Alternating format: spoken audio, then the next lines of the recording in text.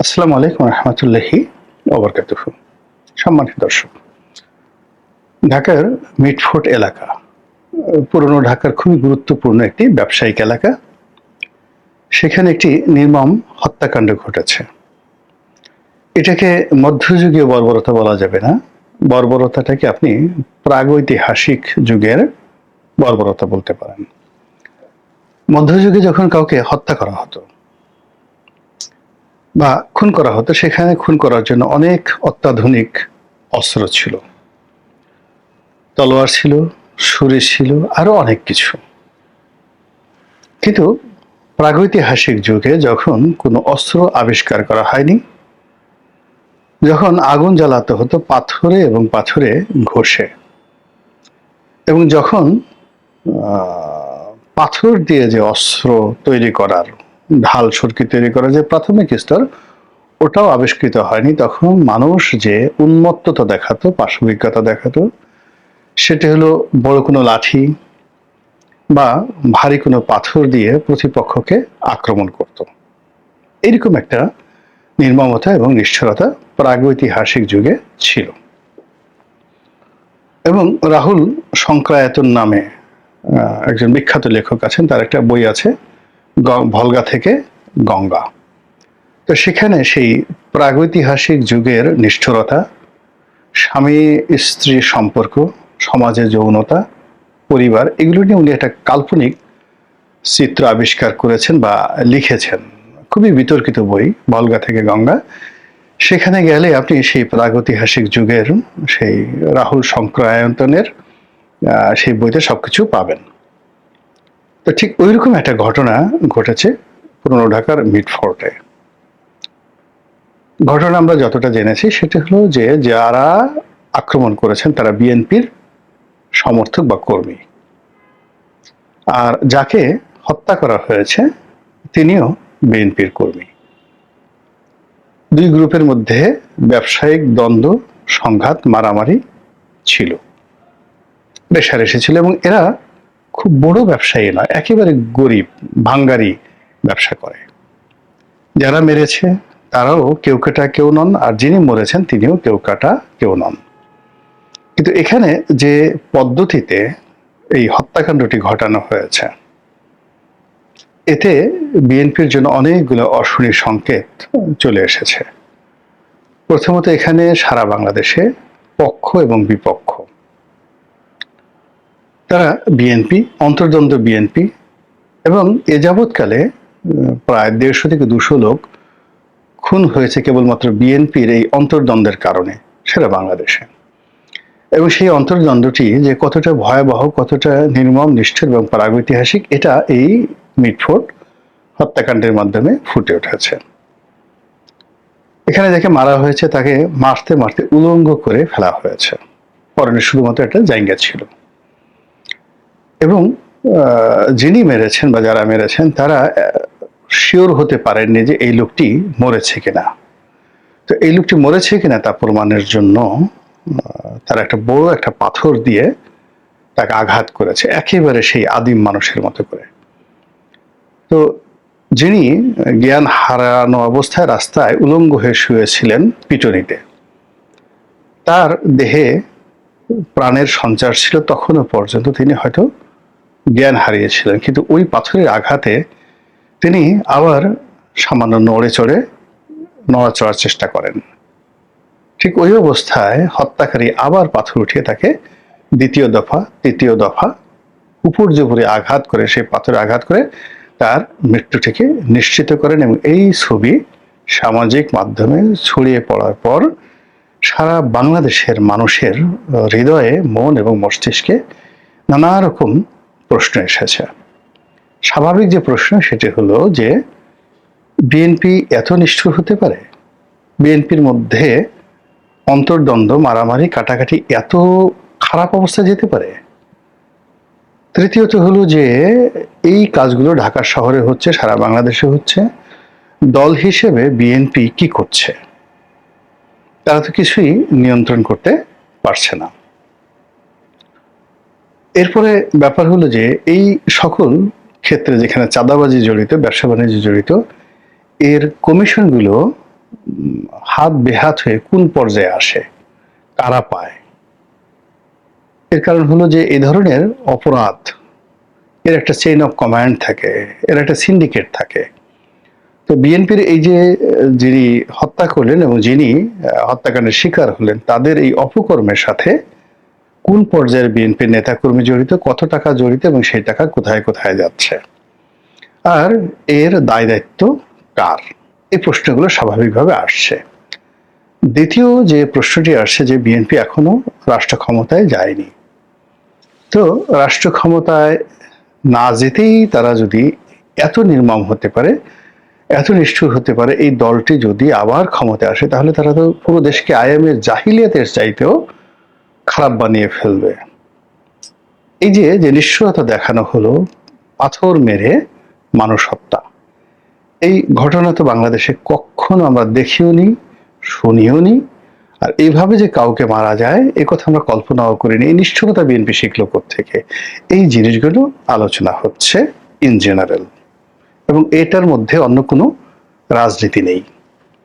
কিন্তু এই নির্মম ঘটনাটিকে বিএনপি যারা রাজনৈতিক প্রতিপক্ষ তারা ক্যাশ করেছে, তারা এটাকে গ্রহণ করেছে এবং বিএনপিকে হেয় করার জন্য, তারেক রহমান সাহেবকে রাজনীতি থেকে মাইনাস করার জন্য তারা সর্বশক্তি নিয়ে মাঠে নেমেছে কয়েকটি কারণে।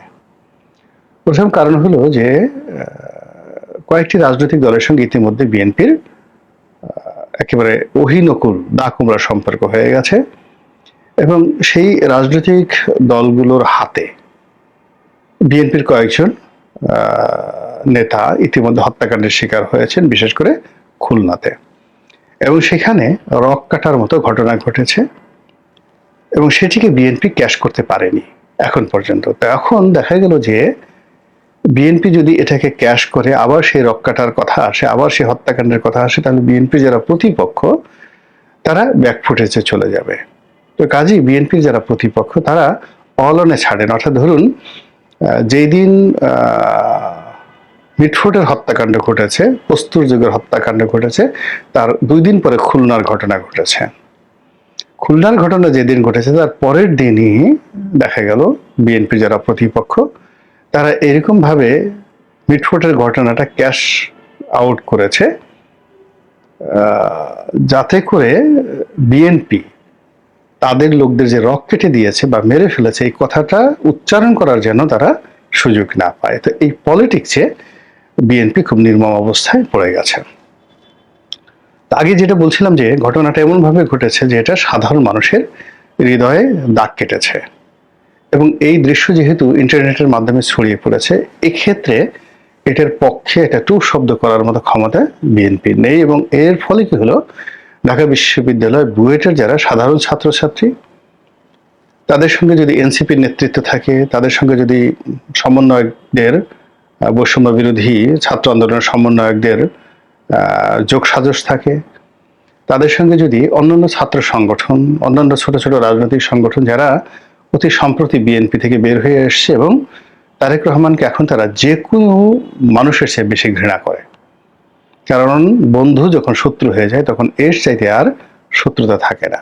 তো এরকম কিছু মানুষ অতি সম্প্রতি তারেক রহমানের শত্রু হয়ে গেছে তারা, এবং যারা রাজনৈতিকভাবে বিএনপির অহিনকুল সম্পর্কের প্রতিপক্ষ, তো তারা সবাই এখানে বাতাস দিয়েছে।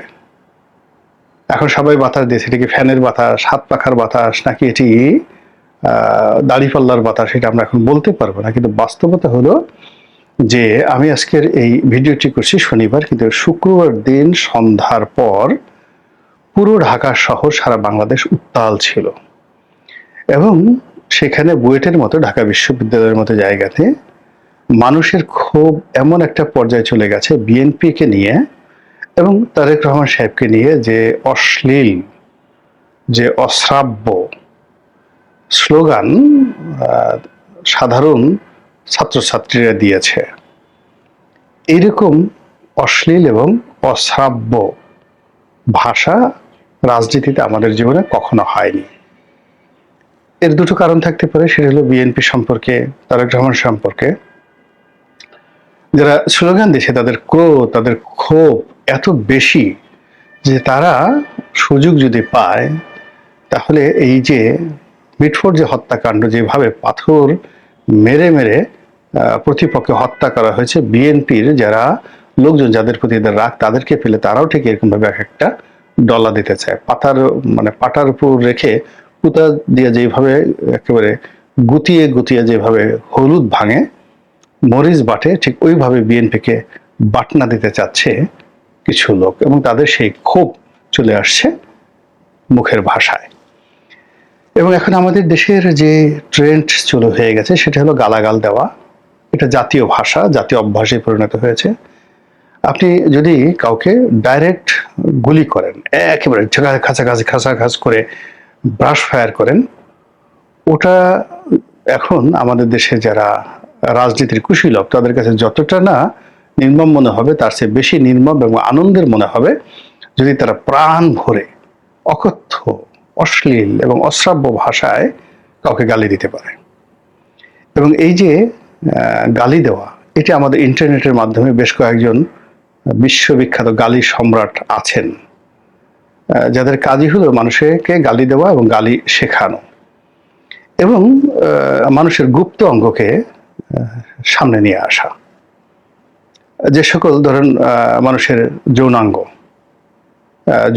সেই যৌনাঙ্গকে তারা এমনভাবে পপুলারাইজ করার চেষ্টা করছে, এটিকে তাদের যারা ভক্ত এবং অনুসারী, তারা যৌনাঙ্গকে নিজেদের ঠোঁটের সামনে, কপালের সামনে, চোখের সামনে রেখে তারা নৃত্য করতে প্রস্তুত।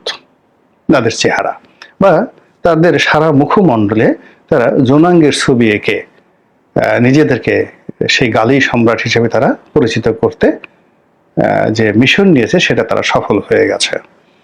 কিংবা ধরুন মানুষের মলদার, সেই দুর্গন্ধযুক্ত সে মানুষের যে বর্জ্য, সেই বর্জ্য সম্বলিত মলদারকে পোর্ট্রেট বানিয়ে গলার মালা করে কোমরের বিছা করে আমাদের কিছু মানুষ তাদের রুচিটা এমন পর্যায়ে নিয়ে আসছে, তারা ওভাবেই নিজেদেরকে পরিচয় করতে চায়। এর ফলে কি হলো, বাংলার আনাচে কানাচে এ সকল অশ্লীল, অশ্রাব্য গালি, যৌনাঙ্গ এবং মলদার সংক্রান্ত গালি, এগুলো খুবই জনপ্রিয় হয়ে পড়েছে এবং মানে সবাই এগুলো নিয়ে গালি দেওয়াটাকে একটা ক্রেডিট মনে করে। এবং আপনি ফেরেশতা হন, আপনি ওলি আল্লাহ হন, আপনি রাজনৈতিক নেতা হন, আপনি প্রধানমন্ত্রী হন, প্রধান উপদেষ্টা হন, ডাজ নট ম্যাটার, যারা গালি দিচ্ছেন তারা আপনাকে এই দুটো জায়গাতে, অর্থাৎ যৌনাঙ্গ এবং মলদার, এই দুটো জায়গার মধ্যে একবার ভরবেন, আবার বের করবেন, একবার ঘষাঘষি করবেন, এবং দুর্গন্ধে চারিদিকে সেই দৃশ্য যখন মানুষের কাছে চলে আসবে এবং মানুষ যখন নাক ছিটকাবে, তখন তাদের মধ্যে যে পাশবিকতা সেটা আনন্দ লাভ করবে। এবং ঠিক সেই অভ্যাসটি আমরা দেখলাম এইবার এই ঘটনায়। তারেক রহমান সাহেবকে নিয়ে গালি দিচ্ছে, কি টিনের সালে কাউয়া তারেক রহমান ড্যাশ, বুঝতে পারছেন ব্যাপারটা? তালিব সহায়কারের শাহ, ওইটা দিয়ে মানে আগে যেটা বললাম যৌনাঙ্গ তারা সামনে নিয়ে আসছে, তারেক রহমানকে সরাসরি ওটার সঙ্গে তুলনা করছে যে ওটা তারেক রহমান। তারপরে শেষে বলার চেষ্টা করছেন যে 1 2 3 4 তারেক রহমানের ঢ্যাস মার। তো এই যে শব্দগুলো সমকামিতা, মানে যারা দেশের বাইরে ইউরোপ আমেরিকাতে থাকেন তাদের কাছে আসলে সমকামিতা তো কোনো বিষয় নয়, কিন্তু বাংলাদেশে এখনো পর্যন্ত সমকামিতা খুব খারাপ একটা জিনিস। এখনো পর্যন্ত মানে মানুষের যে লজ্জার স্থান, একেবারে দরিদ্র মানুষ সেও মানে তার কাপড় উন্মোচন করতে চায় না, উলঙ্গ হতে চায় না। কিন্তু ইউরোপ আমেরিকাতে আপনি দেখবেন যে দিদা আসছে একটা মেয়ে বা একটা পুরুষ একেবারে সম্পূর্ণ উলঙ্গ হয়ে সে রাস্তায় ঘুরে বেড়াচ্ছে, পুলিশ তাকে ধরার চেষ্টা করছে, সে বলছে নো, এটা আমার right, this is my right, এইভাবে। তো এখন ওই জায়গাটাতে সেই যে অশ্লীলতা, সেই অশ্লীলতাটা বাংলাদেশে আনাচে কানাচে ছড়িয়ে পড়েছে। ফলে কি হলো দেখুন, যে নির্মম হত্যাকাণ্ড মিটফোর্ডে ঘটেছে, এটি মেনে নেওয়া যায় না, এটি খুবই ভয়াবহ। এবং এই ধরনের ঘটনা যদি আরো ঘটে, আমাদের জাতির অস্তিত্ব নিয়ে টানাটানি লেগে যাবে।